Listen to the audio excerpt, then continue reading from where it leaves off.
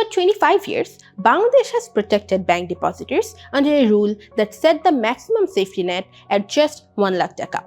That rule came in the year 2000. A completely different economy, a different banking landscape, and a very different value of money. If we adjust that 1 lakh with an average of 6% inflation over these 25 years, the protection today should have been around 4.3 lakh taka. But it wasn't. The limit stayed frozen, unchanged, and increasingly out of touch with the reality.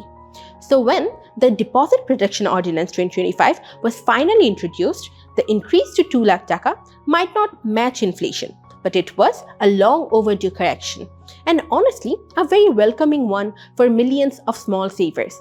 I'm Kashfia Binte Hassan, an analyst at Lion City Advisory. And here's the real story behind what this new ordinance means for depositors. Under this law, every scheduled bank automatically becomes a member Deposit Protection Department of Bangladesh Bank, effective immediately. And every finance company becomes a member too, from 1st July 2028, giving the NBFI system time to build its protection fund. For new banks, membership starts the moment they are going to be licensed.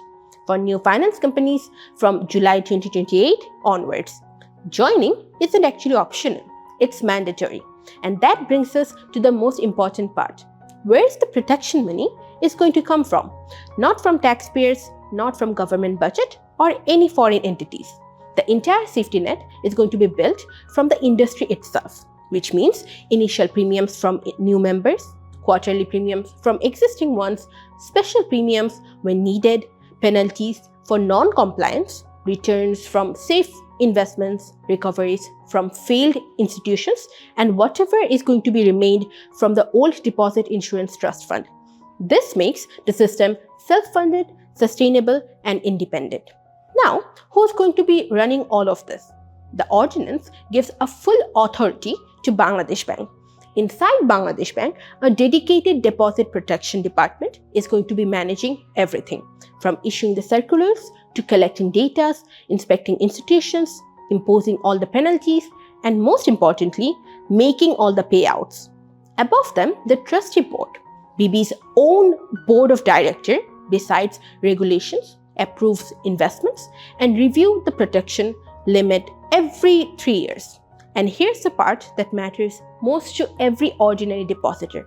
If your institution is going to fail, Bangladesh Bank guarantees you up to 2 lakh taka. That can include your deposit, your savings, your FTR, and DPS. Everything. If you have more than 2 lakh taka, you'll get insured amount first, and the rest will come later from the liquidator, depending on what the institutions can actually recover. But not everyone is going to be covered. Government accounts, state-owned enterprises, local bodies, foreign government entities, and international organizations and interbank deposits are going to be excluded. Why? The goal is actually very clear. Protect the small and retail savers first. And if the worst happens, if your bank is liquidated, the payout process is designed to be extremely fast. The liquidator gets 10 working days to submit the depositor list, and Bangladesh Bank gets 7 working days to pay. That means you receive your guaranteed money within 17 working days.